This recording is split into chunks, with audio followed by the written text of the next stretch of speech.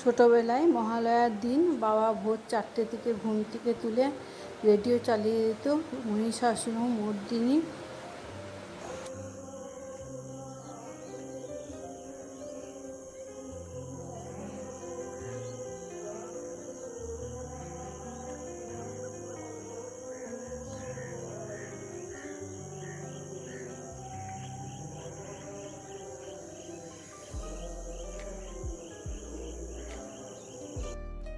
চণ্ডীপাঠ শোনা হয়ে গেলেই তখন শিউলি ফুল কুড়াতে বেরিয়ে পড়তাম।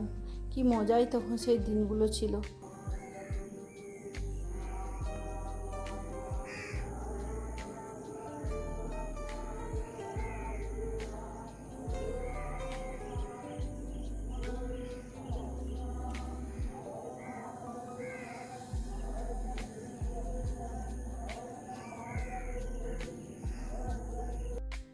তারপর ভোর 5:30 থেকে বাবা বেরিয়ে পড়তো তর্পণের কাজ করার জন্য।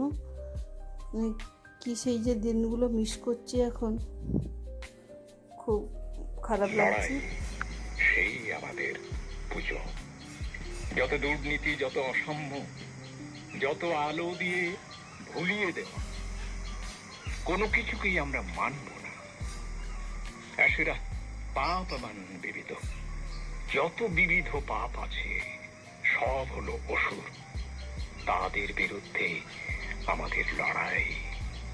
আর দাসু, পুজোর একটা বিষয় আমাদের থাকবে, যে দূরে দাঁড়িয়ে আছে শপিং মল থেকে, আলো থেকে অনেক দূরে, ওই অন্ধকারে, যার গায়ে জামা নেই, পোশাক নেই, যে ফুড স্টল থেকে অনেক দূরে দাঁড়িয়ে আছে, যার খাবার নেই, আমরা তার কাছে নিয়ে যাব আমাদের মাকে।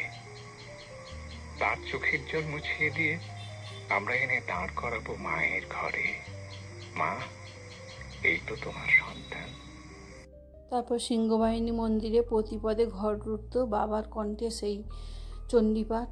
রাস্তায় বেরোলেই মাইকে শোনা যাচ্ছে বাবার চণ্ডীপাঠ, চারিদিকে ভেসে আসছে বাবার সেই কণ্ঠ। আজও মিস করি।